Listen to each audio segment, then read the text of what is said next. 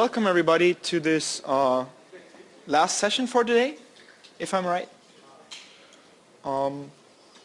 This one's called Spring Data Repositories, a deep dive. Has any one of you already worked with the Spring Data Repositories abstraction? Quite a few. Just by show of hands, JPA. Cool. MongoDB. Neo4j. Really, quite a few. Okay. What I want to do in the next 90 minutes is give you a more deeper introduction into the repository abstraction. Because usually I do the Spring Data integration in introduction talks, and we just briefly scratch the surface of what you can do, and as we see some patterns emerging on how people use the repositories, how they add their own custom code and stuff like this, I thought it would be time to just give you a dedicated talk on that stuff. My name is Oliver Gierke. I work for SpringSource, and I'm the project lead of the core module, the JPA and MongoDB modules. I pretty much coined this repository abstraction, and that's why I have the task to maintain it. If you've been at the, has anyone been to the introduction talk, just that Mark just had? Okay, quite a few. So for all the others, in case you missed it, it's actually hard or hardly possible. We have written a book with O'Reilly that covers the project and actually does some kind of hands-on introduction into all the modules. It's free for every attendee. The discount code is PRSData at the O'Reilly website, and yeah, so you can just download it. It expires after the conference, so feel free to do it during these days. Okay, what I try to do with the talk is experiment a little, because usually when you find sample code, you have this blob of code or this bunch of classes that you have to look at and try to find out what is really the necessary code you have to write to achieve that task that that guy in front of you showed you, and that usually gets intermingled with like basic setup and what have you. So what I'm going to do is pretty much introduce like an artificially made up project, and which is using the repository abstraction, like requirement per requirement.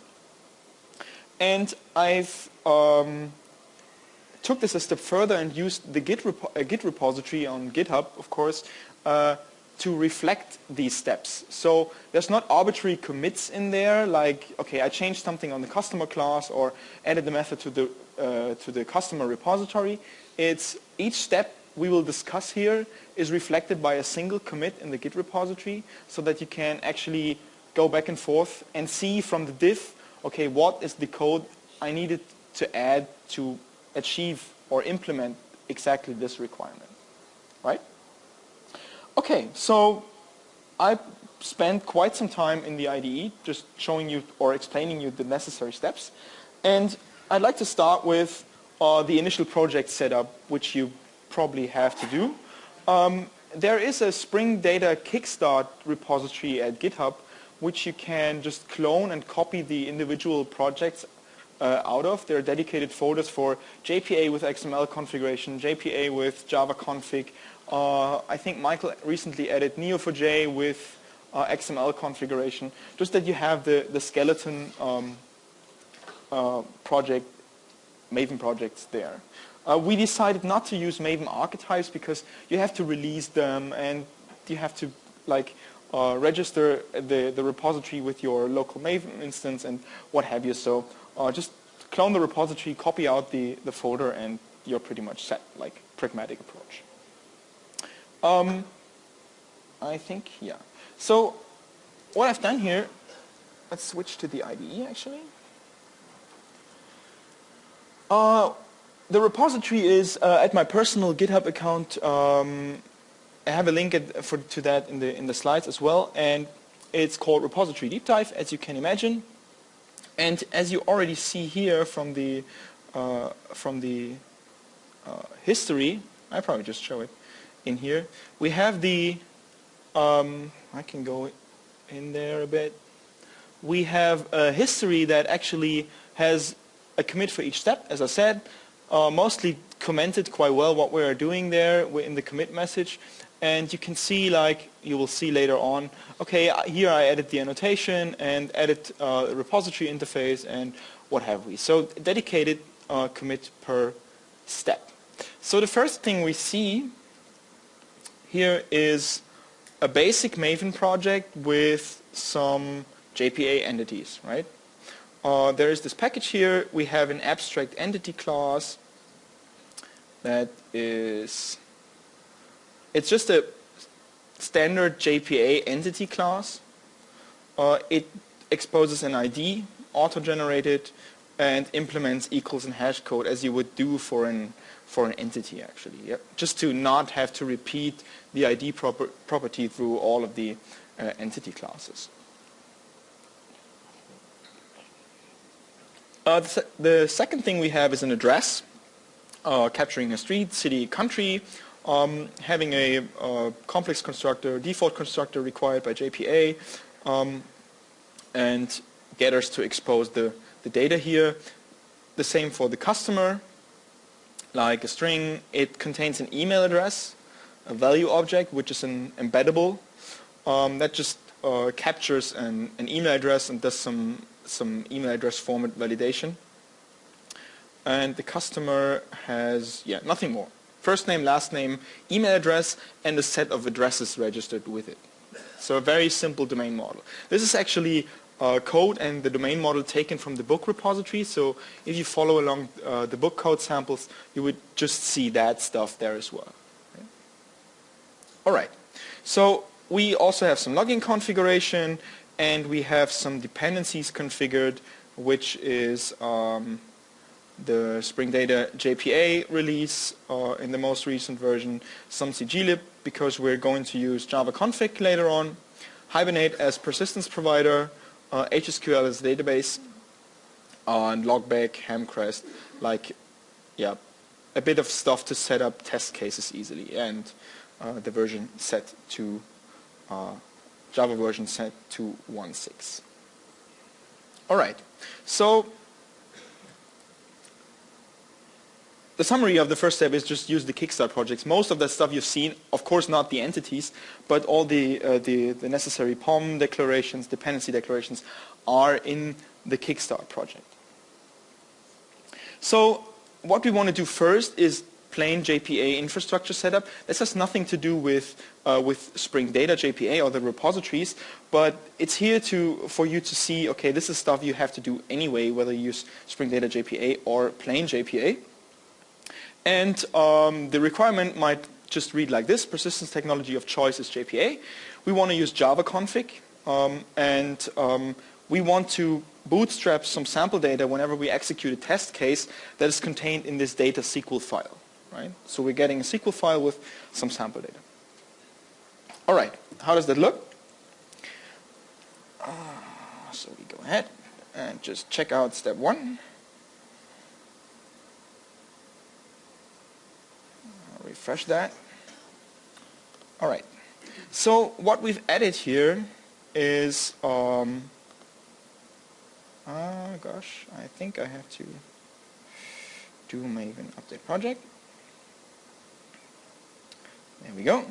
So the first thing we've added is some SQL file containing sample data, like 2 customers here, and assigning 2 addresses to Dave Matthews. And having an application config class that sets up the necessary infrastructure to access an HSQL database and the local container entity manager factory. So we use the Spring JDBC embedded database builder here. It's like a builder API to easily set up in-memory databases for testing purposes. We reuse that data source, we refer to it from here, while setting up the local container entity manager factory bean. You're probably used to class names like these. And an important feature here is that got added in Spring 3.1 is that the entity manager factory bean now exposes a packages to scan property, which you can pipe in an arbitrary package, and it will go ahead and scan this package for entities, for JPA entity classes, just as you are used to from the Hibernate setup, where you can also let Spring scan for Hibernate entities. So this eliminates the need for a persistence XML, so you can actually, as you see, accept the logback configuration, which you can probably write in code as well. There's no XML whatsoever in here. We configured the Hibernate JPA vendor adapter, set generate DDL to true, so we let Hibernate create the schema for us, and we also expose a JPA transaction manager that works with the entity manager factory that we've configured here. So straightforward infrastructure application code. All right. So we also add a few test cases. The first one is just bootstrapping the application configuration. So generally testing our application actually can be bootstrapped, so we have no configuration error. That seems to work.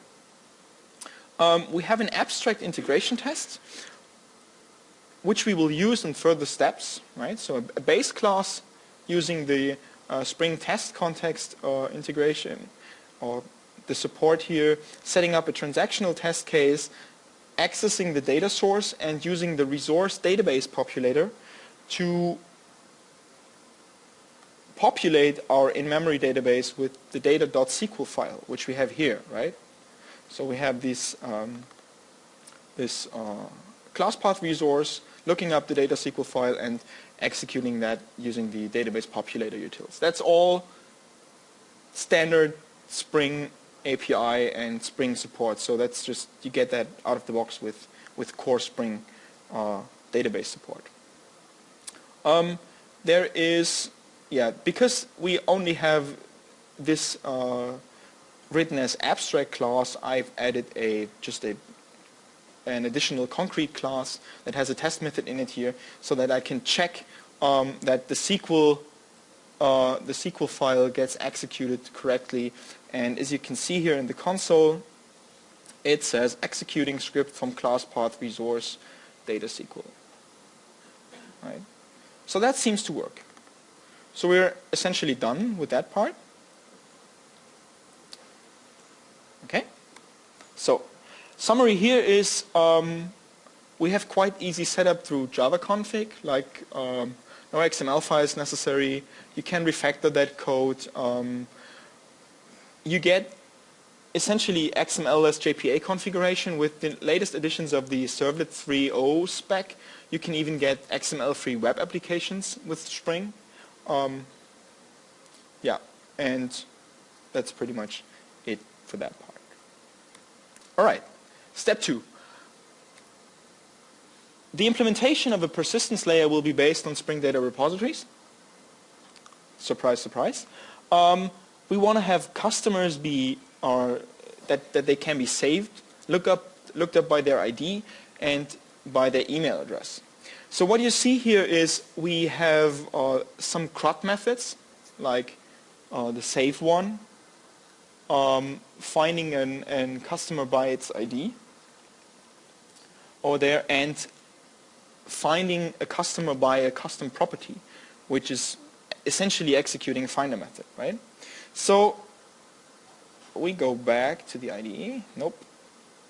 Gosh, there we are. And check out step 3. There's the history. Gosh. Let me just quickly go here, enable. No, we're at step 2, right? Okay, check out this thing here. That's the wrong folder, sorry. There we go. Okay. Let's refresh the code here. Okay. We've added a bit of stuff. So what was our responsibility? We wanted to activate Spring Data repositories in general, right? And to do so, you use the @enable JPA repositories annotation we've added in the recent release. It's a store-specific annotation because you want to, let's say, configure special JPA-specific stuff like the reference of the entity manager factory in case you have multiple ones declared. So for other stores like MongoDB or Neo4j or Gemfire or all the stores that support the repositories abstraction, you see a dedicated enable Gemfire repositories annotation or enable MongoDB repositories annotation here. Beyond that, we didn't add anything at all in terms of configuration. What we do is we add a customer repository and add some methods. So the requirement said we want to find customers by ID, we want to be able to save customers, and we want to find customers by their email address, right? We extend repository in the first place. That's the marker interface you're probably familiar with, and so that is essentially just to let the Spring Data infrastructure discover this repository interface here. And it will now, when we start the application context, bootstrap the application context, the annotation in application config here will cause the Spring Data infrastructure to inspect the class path for interfaces extending repository, and then it will create a proxy instance for that and yeah, create a Spring Bean for it essentially, right? So I added some test cases here. So the first one is customer find by ID. So we execute the find one method with the ID of 1. And if you remember, the data SQL file contained Dave as the customer with the ID 1. Where was the test case here? So we essentially check for the customer not being null, for the first name being Dave, last name being Matthews. We test for saving an existing customer. It's like bands need bass players too. So we add Stefan and we save an existing customer. So we find Dave by its ID, his ID. We change the email address from dave@themband.com to davematthews@themband.com, and we save that and then do the checks that if we read Dave again, that we read out the changes were persisted pretty much. So if I execute that, we should see a green bar as well. Right. So you see there's quite some stuff going on. So the Spring test infrastructure triggers transactions and automatically rolls them back and executes the methods and the assertions and what have you. So the interesting question popping up here is, okay, how does all this stuff work here? And there's actually two things coming into play here, and I go into that into detail at a later stage of the talk. But essentially, we have the infrastructure detecting that interface, and as it's a Spring Data JPA interface, as we told it by saying enable JPA repositories, we select a certain base class that implements CRUD methods, which accidentally, not accidentally, but intentionally, look exactly like this. So the signature, the method signature, matches exactly. So if you go to simple JPA repository, there we go. You have the find one method, and I mean it's a generic one, but still it matches the signature exactly, and thus we can just route the call to the proxy, or the proxy that gets created behind your back actually, to that instance of that repository. The same applies to the save method here, and so we actually check whether any of the methods declared in here match ones from the repository base class that is used. And if that's the case, we just register, okay, base class execution done, right? And then we find this additional method here that obviously does not match a method of the simple JPA repository. And this is where the query derivation mechanism pops in, right? So we don't find anything else, any hint of what query you might want to execute for that. So we start parsing the method name and essentially drop the prefix here and stay with email address and then match email address to the email address property of customer, right? So if you add a typo in here, you'll start seeing like STS giving you the error already. So there's no email property found for customer, email address also not. So you get that, and you also get like code completion on when defining the methods, right? So going to find by, and STS will automatically inspect customer for properties, and then you see first name, and then you go with additional proposals there, right? So I go back to email address to not screw up my code. So that's the general query derivation mechanism. All this stuff is pretty much parsed and detected when the application context bootstraps, right? So you will never get the application running with a broken query method here, or with some method defined like a crud method that is, you have a typo in here. Yeah, you will get an exception saying, okay, you have a custom method there that it's not implemented, so please check your repository interface. Did I already execute that stuff? Yeah. Okay. So that's the very, very basic stuff. So you get pretty much crud methods and very simple query methods for free. There's no need to add any implementation class whatsoever. That's pretty much just the basic stuff here. Okay. So we have an interface-based programming model. So everything you do with your customer repository is centered around that single interface. There's no implementation required really, and as you just saw, queries can be derived from method names, and we will see how we cover more sophisticated cases just in the next step.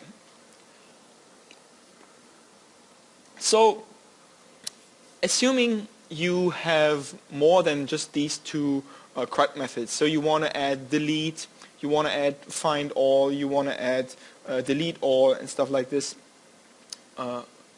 Is this a question? No, okay, sorry. You want to add more crud methods, and by the approach we've just seen, you would have to just add them to each and every interface, which doesn't really make sense to repeat that stuff, right? And so the artificial requirement I made up is like customers can be deleted and obtained all at once, right? So find all and delete we need. So we could now go ahead and add the stuff in here, but what we rather do, if we go, let me check this one here.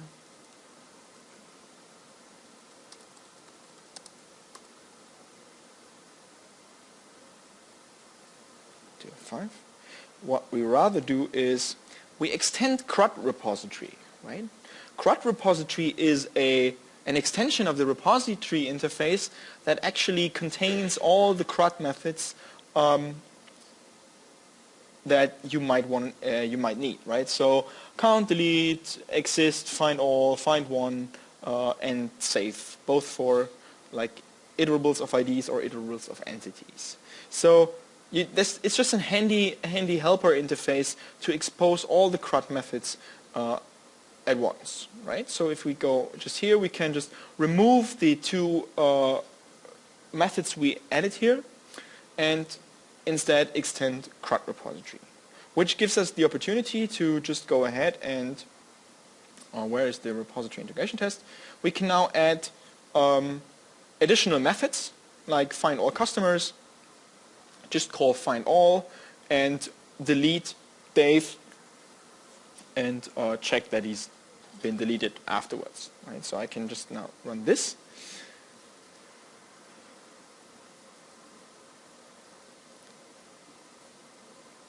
Alright, so that's green again. Nothing spectacular to see here. The important step is here now that we came up with a central base repository interface that pretty much is backed by the simple JPA repository implementation. So simple JPA repository implements by some levels of indirection crud repository, and thus you can just use it or extend crud repository and get the implementation class there. There's a question. Excuse me, I don't understand you.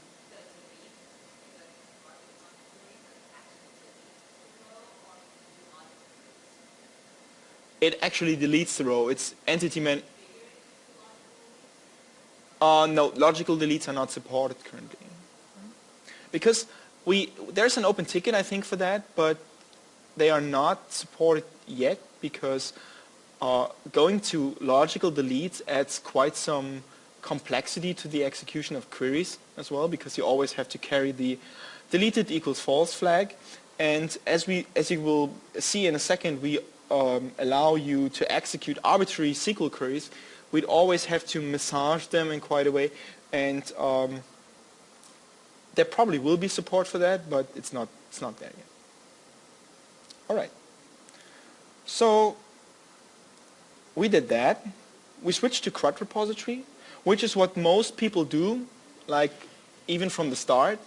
They go ahead with my repository extends CRUD repository, but it's not really wrong to start with, if it's just one or two methods you need, like save and find one, just add them to your repository interface directly, because you expose a more broader API, right? You suddenly expose the possibility to delete data which you might not want, right, in the first place.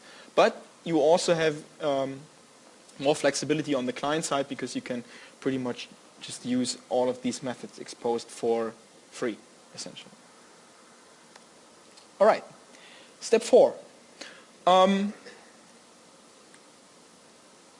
Customers can be accessed page by page. So we are assuming we have not only the 2 or 3 customers I have in my database, but thousands or hundreds of thousands. So what do we do here? Go there. And there we have it. Okay, check out. I probably have to streamline that process. But at least it's auto-updating. Okay, so we move from CRUD repository as base interface to paging and sorting repository, which is an extension of the CRUD repository, and adds some methods to which allow you to sort like the entire data set, and to get paging access over the entire collection of customers we actually expose here, right? So what we have here is the customer repository just switched the base class, essentially, and we added a few new test cases, as we now can, which is we'd like to access the customers page by page, and I admittedly chose a very small page here, which is the second page by a page size of 1. And if you remember, we had,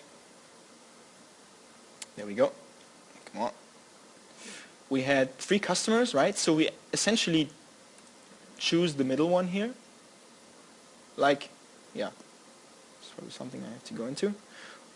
And what I'm checking here is only that we get back a customer, that it's not the first page, that it's not the last page, but that the number of elements inside this page is actually 1. Does anyone have a clue why I don't check for like Carter explicitly? What exactly is the question? Excuse me? What do you want to say?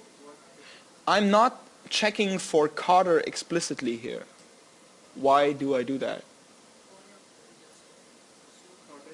Right, the sorting is not guaranteed, right? It might come back in an arbitrary order, so Dave might be first, Dave might be last. whatever is fine. So what you usually do to circumvent this problem is you can just pipe in a new sort object, like saying I want to sort direction, there we go, ascending by last name. And then we should get, let me check the SQL, yada yada yada, we should get Dave right in the middle, right?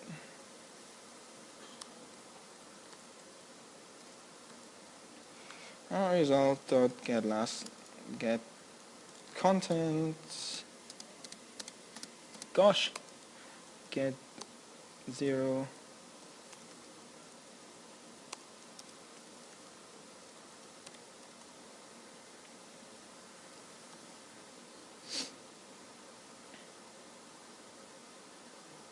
Yeah.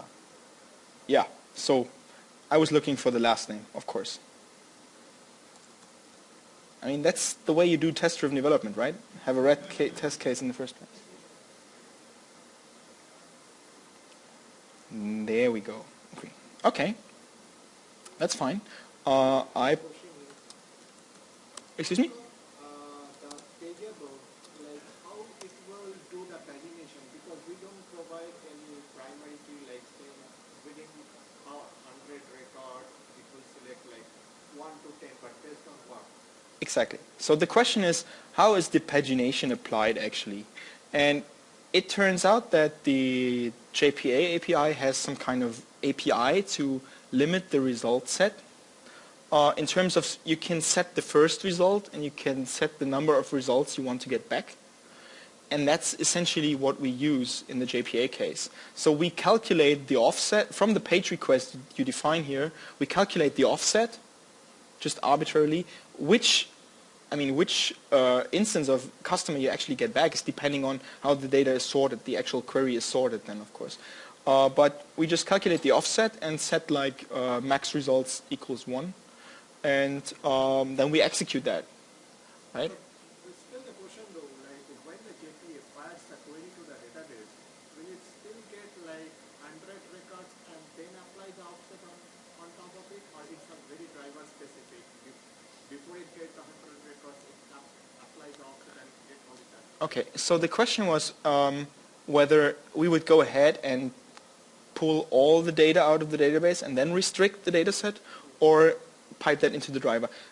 The answer is we actually, by using the JPA API, the query gets written in a way that it only returns the limited result. So we're not loading all the data into memory and then artificially slicing it down.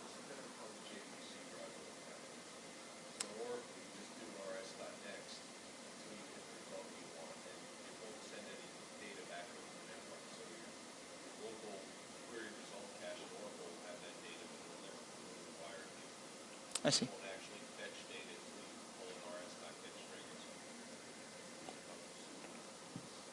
Okay. So that's pretty much it, I think. We're set here. Okay, the next step was to switch to paging and sorting repository, like the next more sophisticated base interface. We're now exposing CRUD methods and the paging ones. So we expose an even broader API, which comes with the benefit of being more flexible, but with the cost that you have more API which is not under control. Like you've exposed it once and you can't get any of the methods out again if you have clients relying on it. There's a question over there.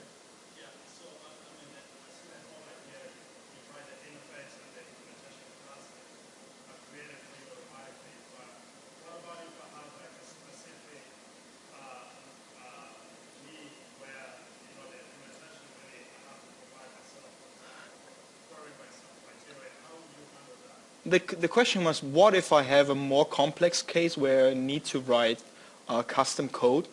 And I think it's step 9 or something where we will see that. So I'd like to defer the question to now.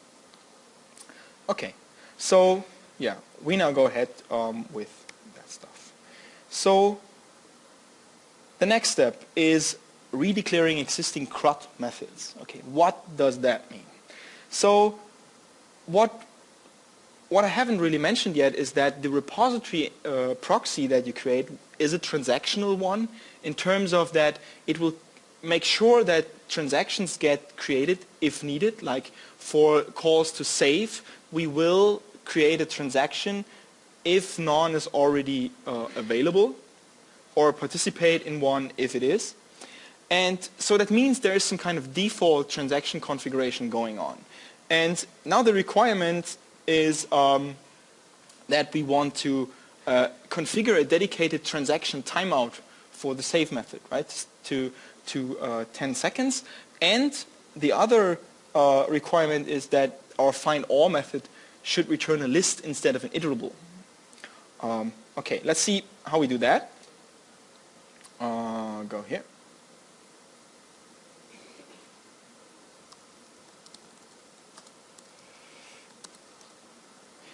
I don't know if you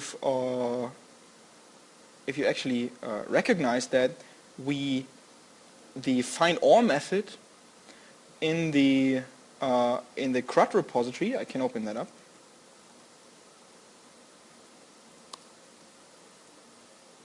It returns an iterable. So why not just plain list here in the first place? As the repository API is implemented for multiple stores, we might have stores that allow some kind of streaming based access to data. So it doesn't that stores that not pull the entire data set into memory and don't pull them into memory up front, just like Neo4j, for example, is able to do that. And so we didn't want to impose the need to calculate the data to the store, especially if it's a find_all method, right? So that would mean if you have millions of customers, you would essentially pull the millions of customers into memory. So we allow the stores to be iterable in the first place. But in the case of JPA, the native entity manager API returns lists anyway, right? So, and just to be convenient, we'd like to have this thing returning iterable. So what we're doing here is we go ahead and essentially redeclare crud methods that had been declared in one of the base repositories before. And we do so by just redeclaring the method. You see, okay, we override find_all of crud repository here, and we override the save method here using the add transactional annotation and setting a timeout explicitly. Right? So for the first method, we now benefit from the fact that simple JPA repository actually uses the a functionality introduced in Java 5, which is the polymorphic return types, which essentially says you can return a more concrete type from an implementation class than you have declared in the interface, right? So we declare that simple JPA repository returns list here, and as I told you right up front, that we essentially go ahead and inspect all these methods and match them against the concrete implementation class of the repository, which is simple JPA repository here. This is still a match, right? For iterable, it's a match, and for list, it's also a match. So we can actually do that, right? So having more concrete return types here. The other thing is that we have the save method redeclared here, and if we find a redeclared method, we rather inspect that for the transaction configuration. There's also other options like dedicated log modes and what have you that could be configured here. Query hints can be configured here. All that stuff can be just reconfigured by redeclaring the method and applying the custom configuration you have. Right? That's just the way it works. It would work if you like to say, okay, this method here should have a read-only transaction by default, then you just go ahead with, say, add transactional and read only equals true. Wow, we got, my gosh, right? So that works. But for the methods that actually come from a base interface, there's no way for us to know upfront how you actually want to configure those. So there needs to be a mechanism to change the configuration here. And what I'd like to do to just show you that this really gets applied is, I think, as a custom transaction reconfiguration integration test, because I need to disable the Spring transaction, Spring test transaction support. Remember, we were using that from the abstract integration test that by default turns on the add transactional annotation, which causes for each test method a transaction being created, and after the test method was executed, the transaction being rolled back, right? So that you don't leave data in your database. But that has the consequence that our test execution already starts the transaction, and then the transaction configuration here is actually a participating transaction configuration, and it of course doesn't reconfigure the outer transaction. It just silently does not get applied, right? It just takes part in the existing one.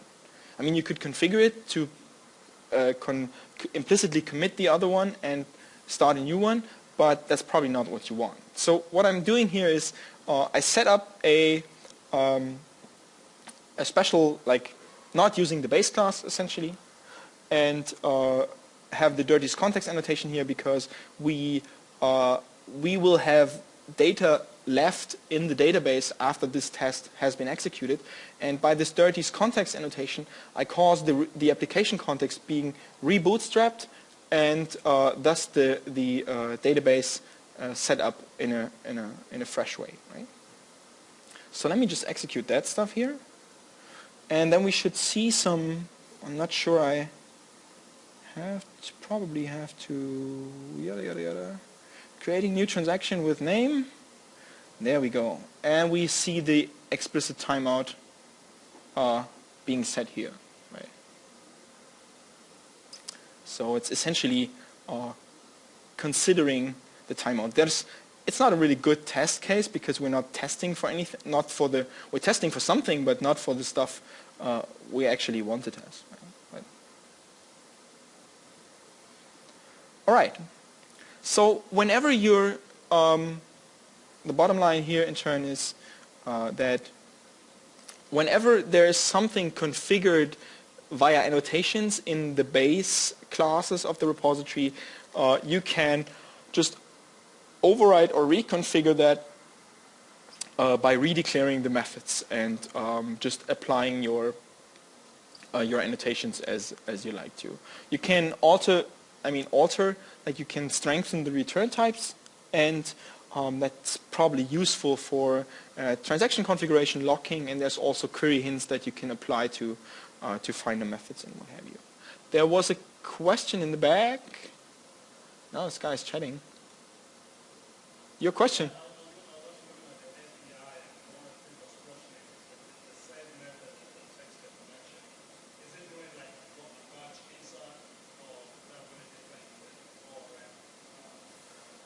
Excuse me? At the what? Yes.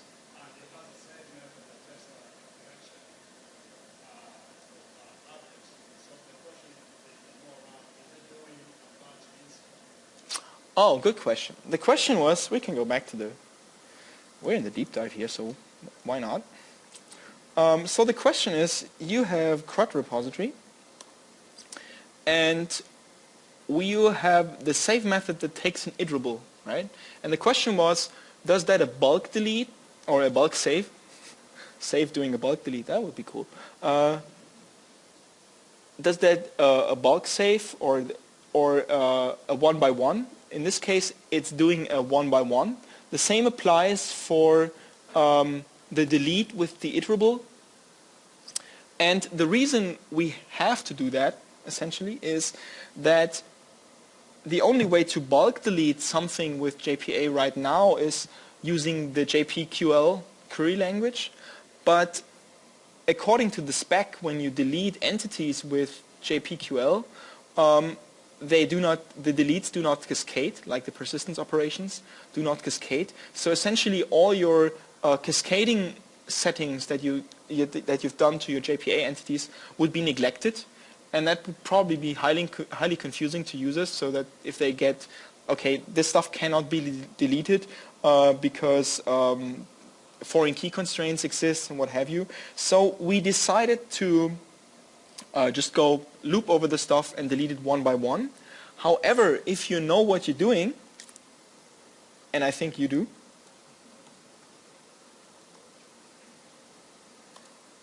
there is a dedicated JPA repository, which in turn is an extension of paging and sorting repository that does all the stuff for you, or exposes functionality that is more store specific, such as a delete in batch, right? And as the Java doc says, we are going to just look up the ID property of the entity and create the appropriate query for that and execute all these entities with a single query, which is of course much faster than just iterating over that, but you have to make sure that actually works, right? So you have to take care of deleting potentially related entities first so that you don't get any foreign key constraints here. So if you want to expose that kind of functionality, you also see here find all redeclared to return list, what we've just done manually. You can just extend JPA repository, which is what most people, or some people, I hope, only some people do, because it's convenient, right? You have all the stuff in here, but that essentially exposes the persistence technology of choice to your clients, right? So you have like methods like flush and save and flush that you could then potentially use, but off is your abstraction to some degree, right? So there's no way to, switch to MongoDB or something. But yeah, it's there if you need it, but very good question. That's probably a good thing to add as an additional step, actually, to explain that. Cool. All right, questions so far? We're halfway through. Okay. Step 6, introducing a read-only repository base interface.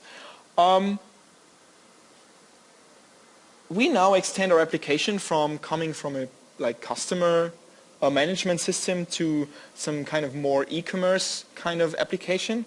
So we add orders, and we want the orders to be read-only, right? So it's some kind of just maybe reporting software. We don't want to expose like delete methods and save methods and what have we.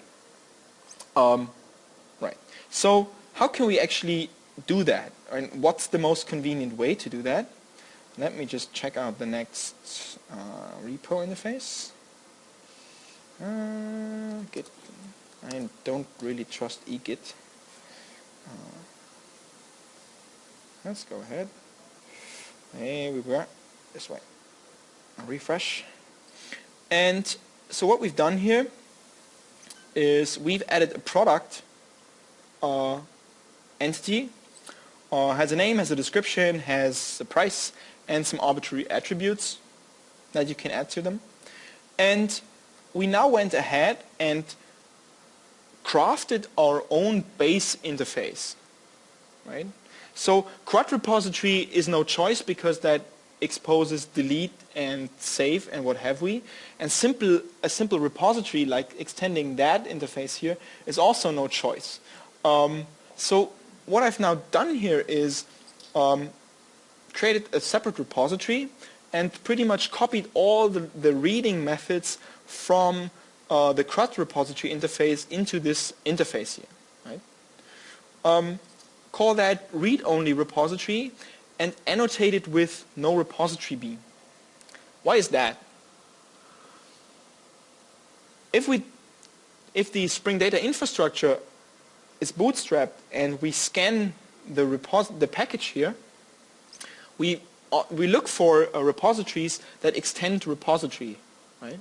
So we would also find this, and we somehow have to tell the infrastructure that this is not really a repository to be exposed on its own, but is rather just a base interface. So don't create a repository bean for that.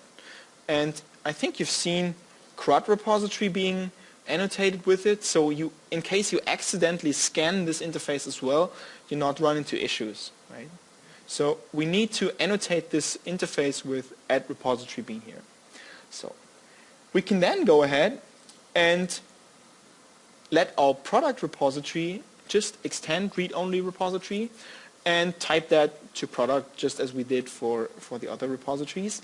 As you've seen, I've also fixed the ID type for too long, which is to save some keystrokes here. And yeah, so we also could have, of course, added all the reading methods into this one here, but just assuming you would have other entities that might want to extend this read-only repository as well, it's just convenient to share the declarations there, right? So that's a very common pattern we see in applications, that people craft their own base repository interface.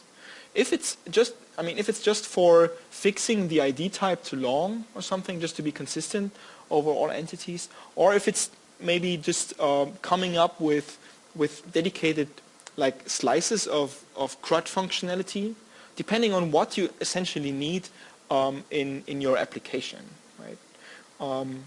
We simply decided for repository, CRUD repository, and paging and sorting repository as some kind of default base interfaces, but you can essentially just go ahead and craft your own one, and then there should be a test case for that. And the machinery behind all that is just the very same, right? We're detecting methods on the interface.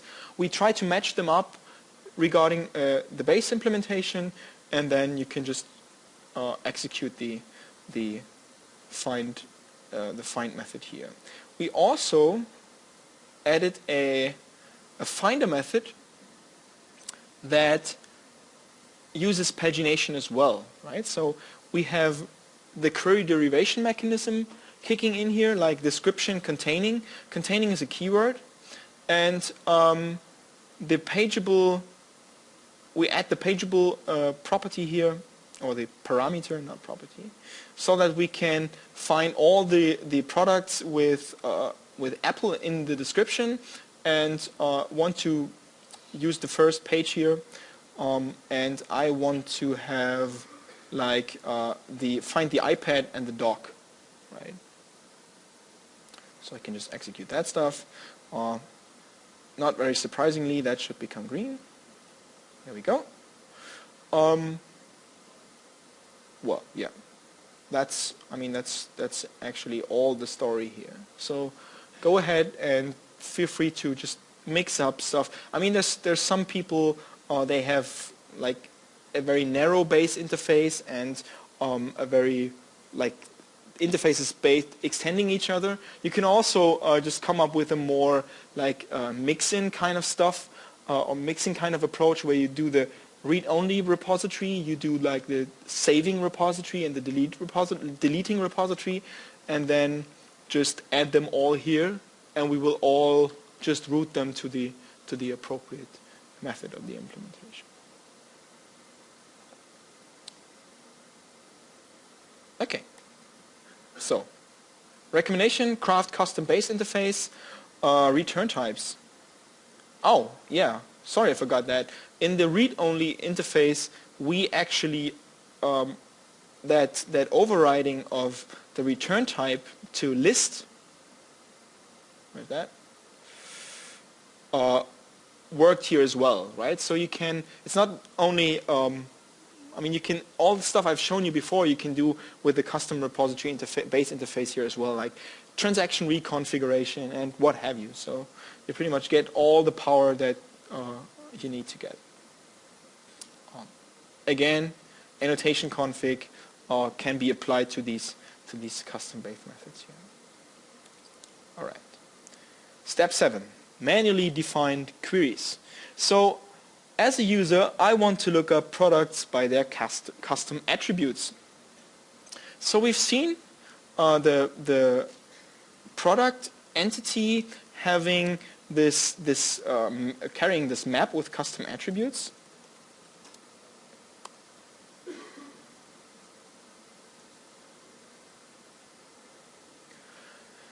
Yada yada yada. Where is it?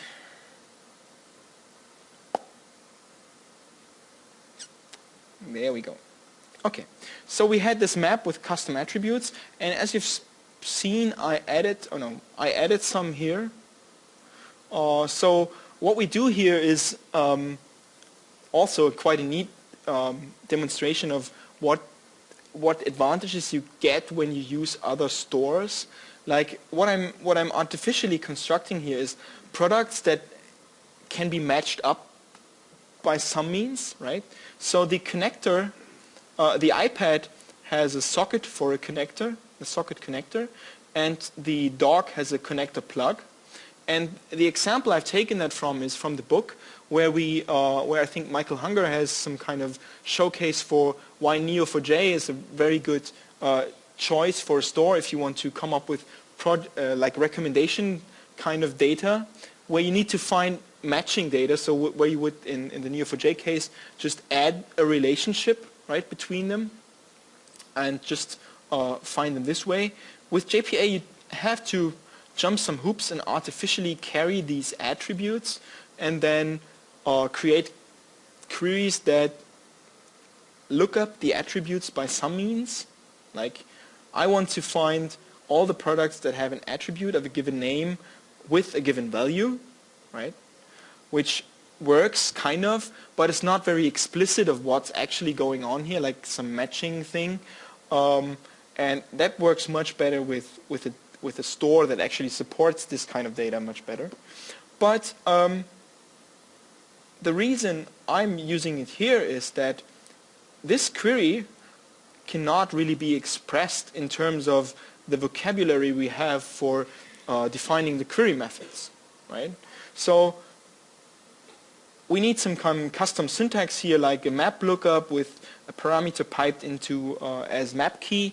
And even if we assume for this scenario it would work, your application queries probably don't or are not that simple, right? So you have joins involved, they usually get much longer, and you don't want to like implicitly expose these queries into your method names, right? Your method names would become very long and unreadable, and so at a particular point you probably start handcrafting your queries anyway, right? And you can do that by just using the @query annotation and then just manually defining the query that you want to get executed, and then the method name is pretty much just, we don't care about that anymore, right? So it's pretty much like falling back into more concrete queries, and you can see me just executing that method here, and that should just work, I hope, at least. Right. Okay. So that's a very simple example. The query annotation is, I get to you in a second.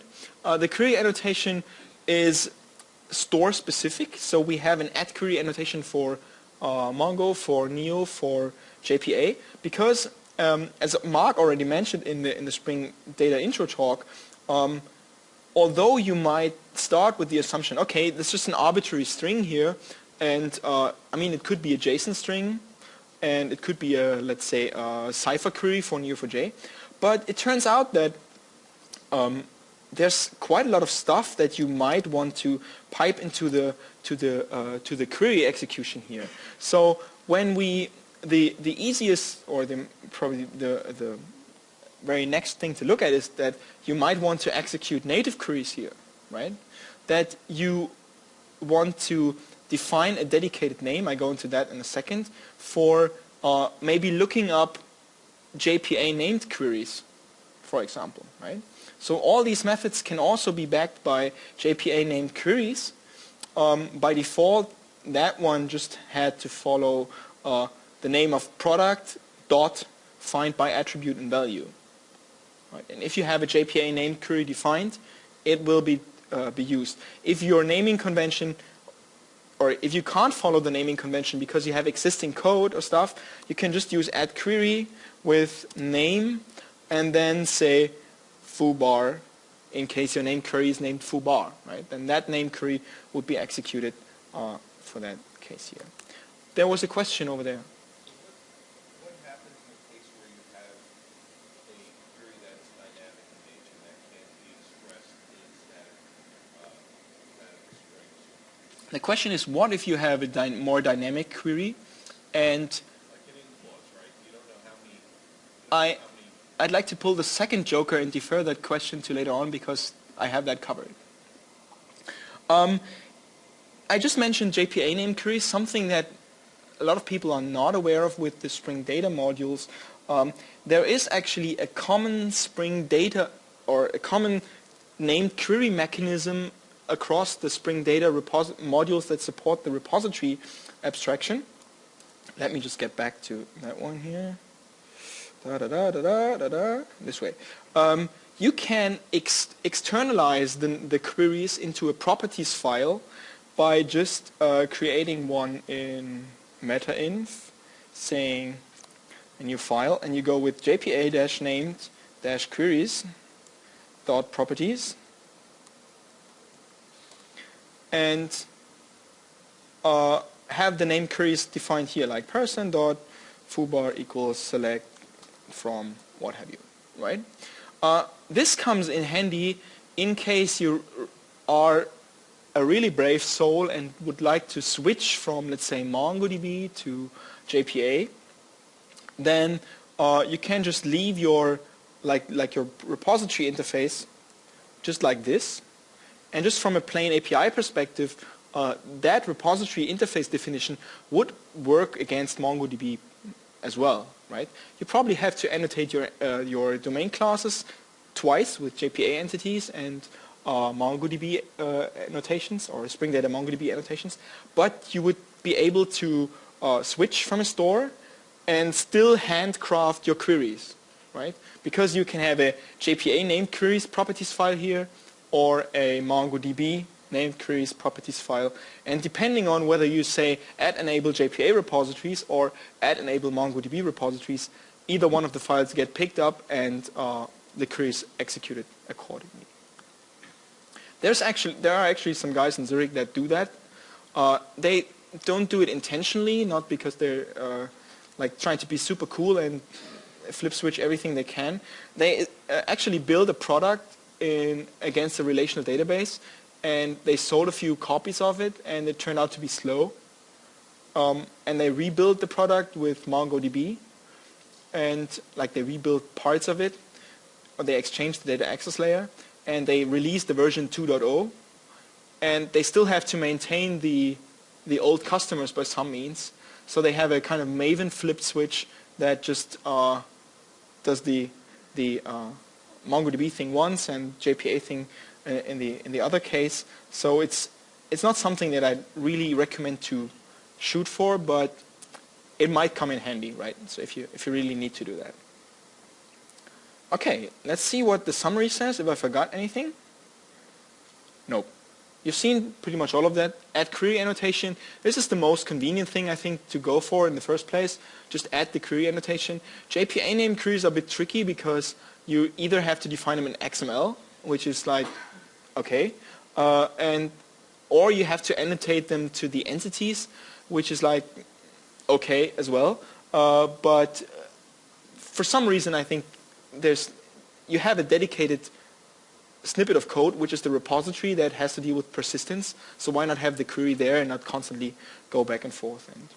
And then I just briefly mentioned the Spring Data named queries thing here. All right, step 8. I gotta hurry up. We have half an hour left, right? Yeah. Okay.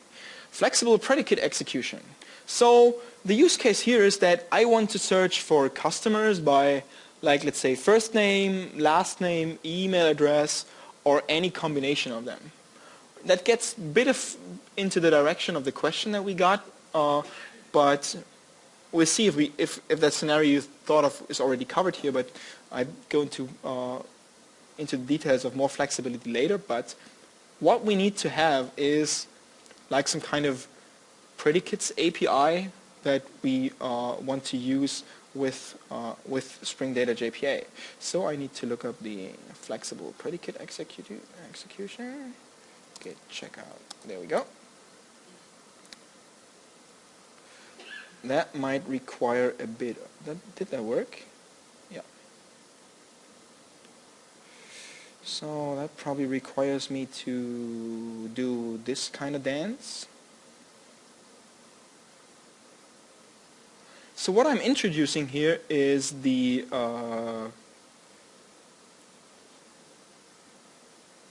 let's go ahead, project clean. There we go. Still not sure why it does not do that automatically. What I'm introducing here is the crud-dsl project. Has any one of you heard about crud-dsl already? That's quite a few more hands than last year. That's probably to the team who will like that, I think. crud-dsl is some kind of a LINQ equivalent in Java. LINQ is like language integrated queries and coming from .NET, and it's pretty much type-safe queries. And crud-dsl is a like open source project that we integrate with, and that essentially allows using those type-safe queries in Java.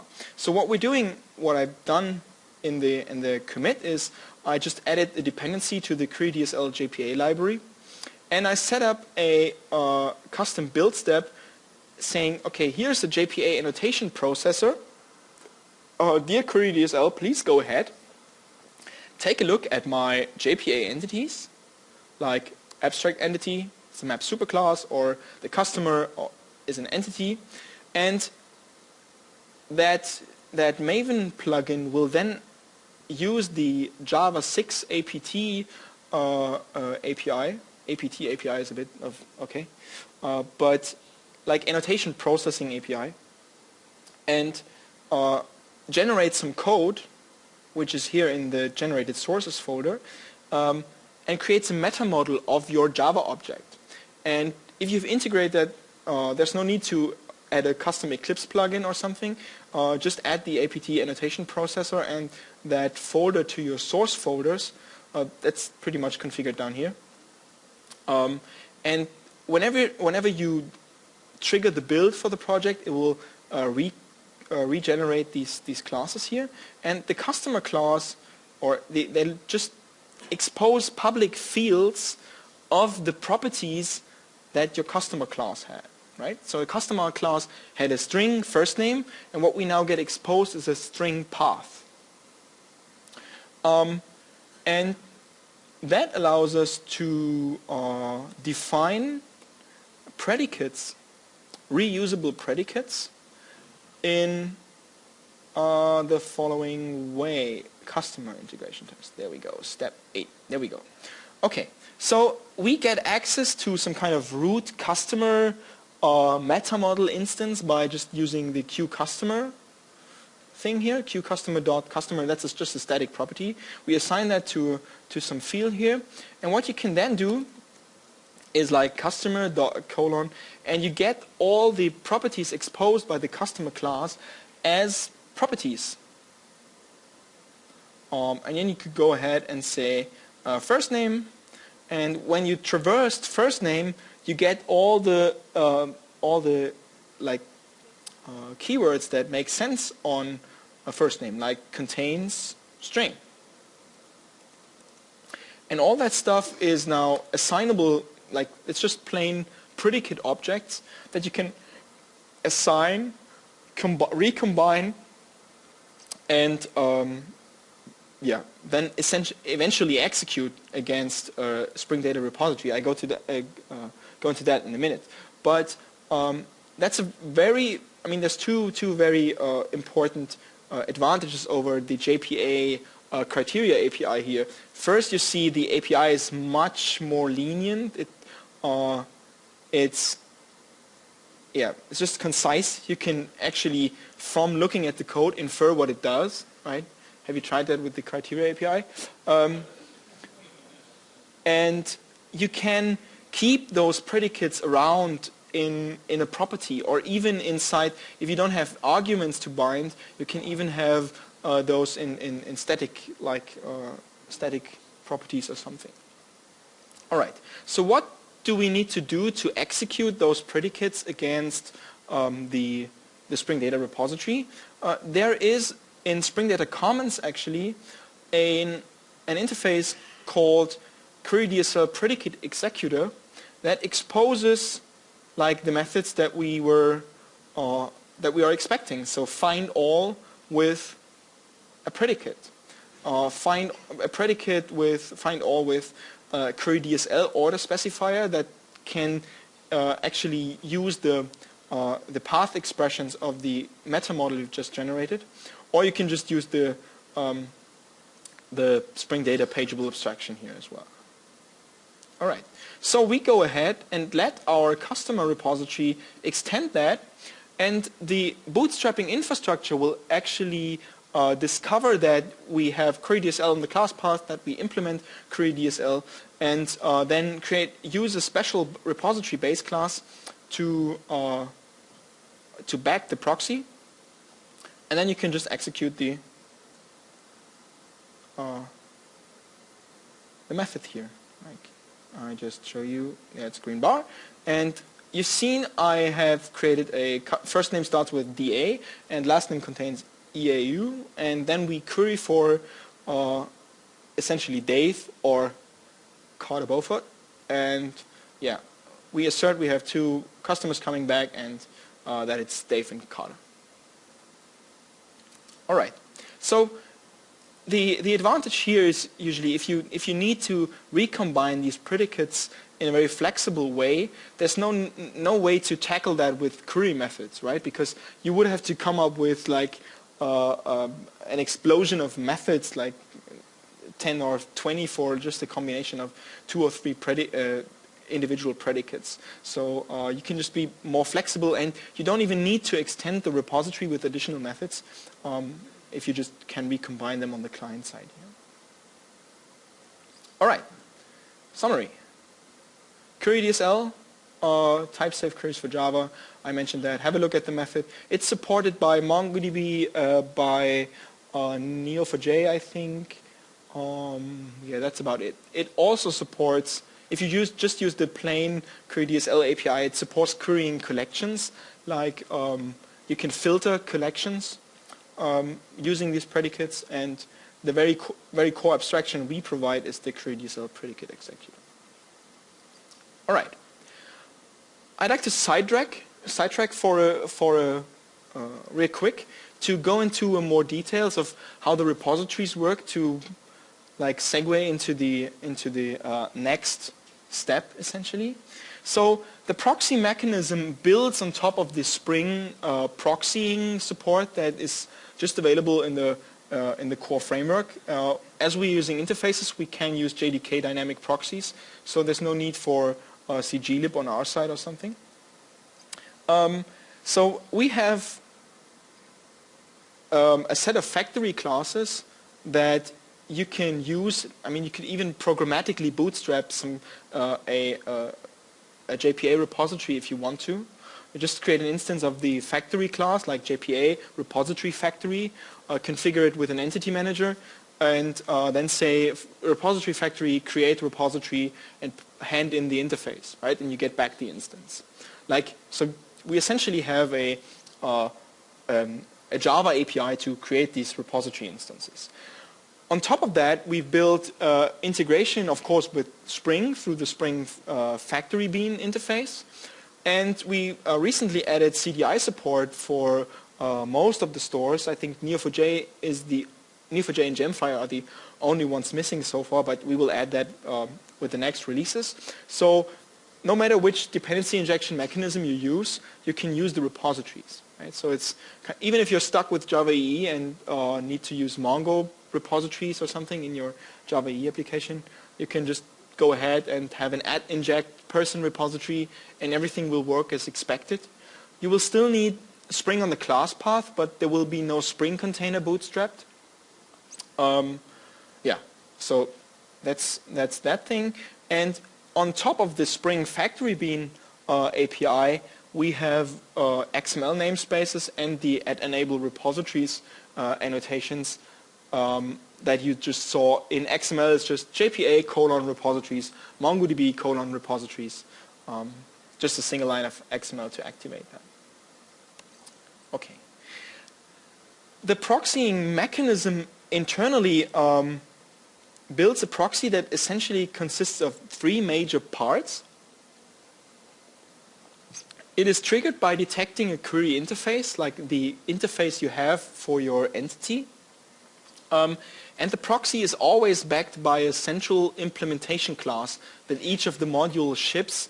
Like with JPA, it's simple JPA repository. With Gemfire, it's simple Gemfire repository, simple Mongo repository, what have you, right?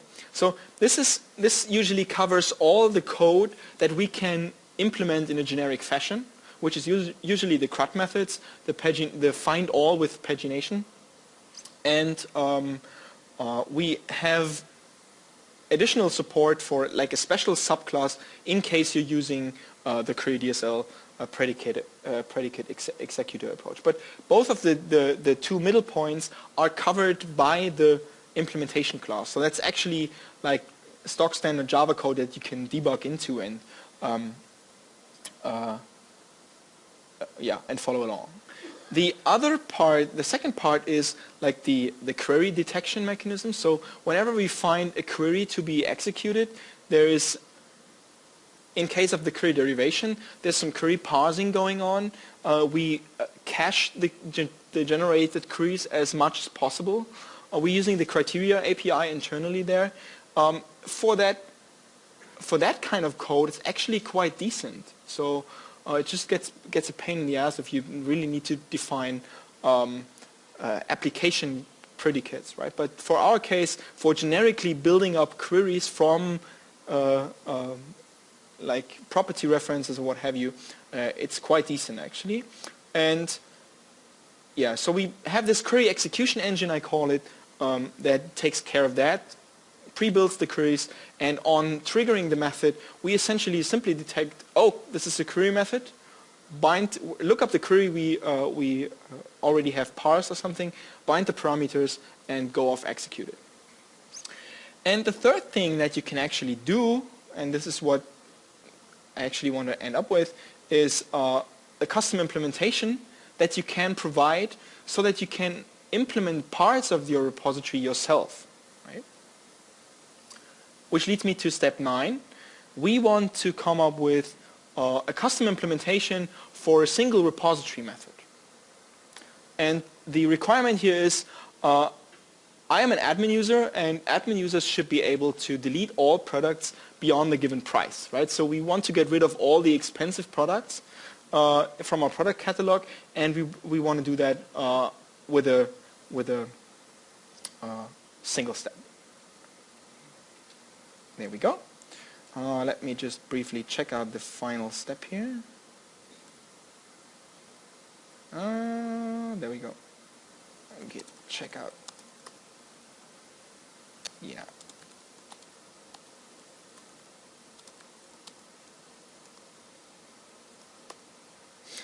That seems to work.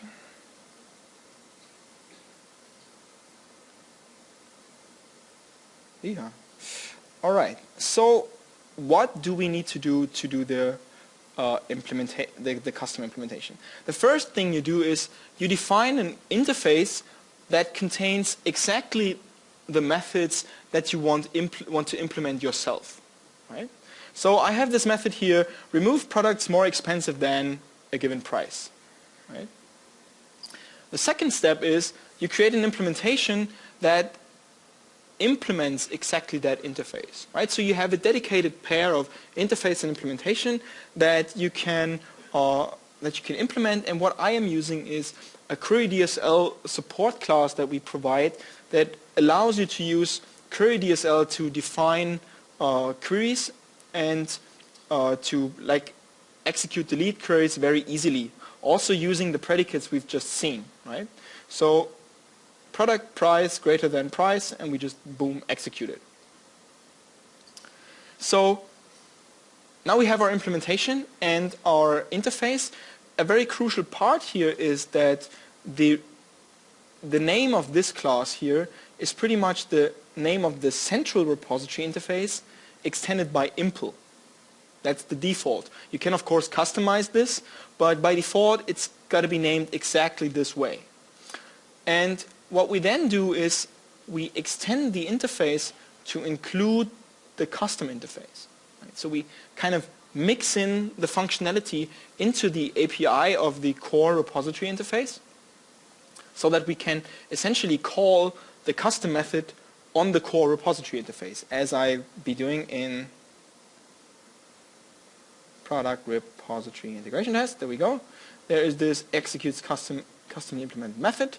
We can call the method here because it's exposed through the product repository. And guess what? You can just execute it. And it should hopefully do what it's expected to. Right. So the way that works is we detect these implementation classes based on the naming scheme and create another bean definition for it and pipe that into the factory, right?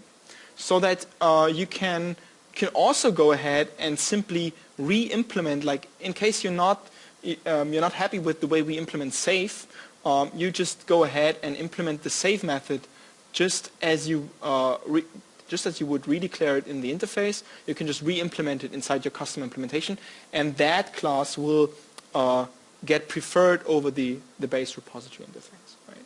So long story short, there is a dedicated hook where you can get into like selectively implement the data access methods you need to implement. So you pretty much end up with 80% of your data access code being implemented automatically, and you just do the tricky parts, right? We can figure out the easy stuff for you. All right.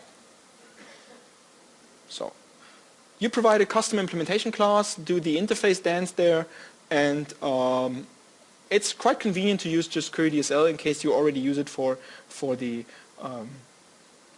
query execution, to use that to implement generic data access as well.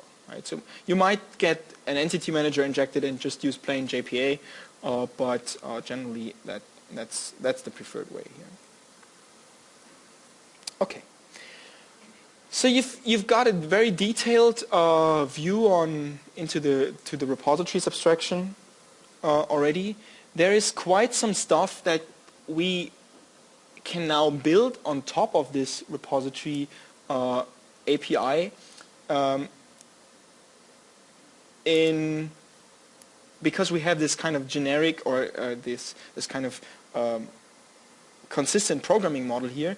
There's Spring MVC integration, which allows you to instead of just getting an ID bound for a request, get the entity bound already that is referred to by that ID, and you get pagination support, like the pagination information parsed from request parameters, so that you don't have to, let's say, parse like request parameters and create the page request object for yourself. You can just let the infrastructure do that. There is this newly coined Spring Data-RDS project that John briefly showed in the introduction talk, and it will show in detail on Thursday afternoon it is, I think. So I definitely recommend that. That's quite cool. And there's also Spring Roo integration. So for latest releases of Spring Roo, you can choose the Spring Data repository model as your data access layer model.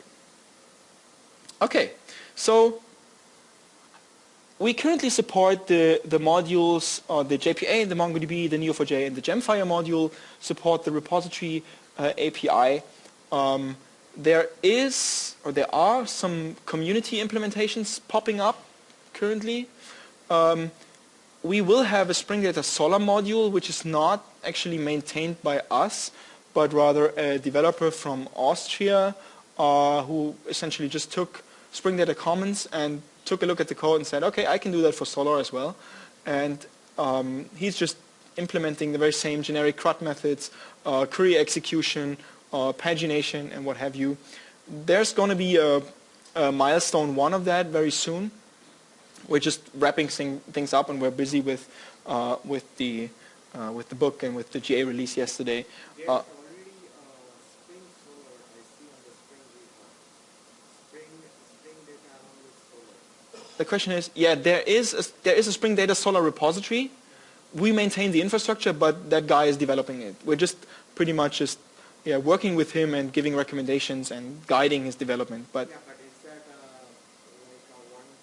like already released or it's still in the beta phase? there's no official release yet. We will have a milestone release very soon. Very soon. And then there's a kind of experimental thing led by Neil Upstone called FuzzyDB, which you might want to look into as well. We get increased requests for Spring Data Cassandra, and currently we're not really into it because of there's so many modules to maintain already. But we'd be open for community contributions in every case. So in case you like what you've seen here and just want to get started with, most of the stuff is already done, like the query parsing and all that stuff. You don't have to implement that yourself. There's already code for that in Spring Data Commons, and you can just use the abstractions there to build on top of that and just add a thin layer of glue to support other stores. And we're happy to support any kind of community involvement we might see here. To finish off, there are upcoming sessions on Spring Data. There's David Taransky having a talk on data grids and Spring Gemfire, where I guess you'll see the repositories abstraction again. So just so that you completely get overwhelmed with, okay, it all looks the same, right? There's a Spring Data Neo4j session led by Michael and Emil on Wednesday. There will be lightning talks, just like 5-minute introductory talks, also tomorrow, and I highly recommend John's session on the Spring Data REST stuff on Thursday afternoon. All right, you've seen interface-based programming model. You've seen you can start simple, can start adding simple query methods and get more sophisticated as you need, like manually defining queries, adding custom implementations. Declarative query execution, so no need to manually write code to bind parameters, all that stuff.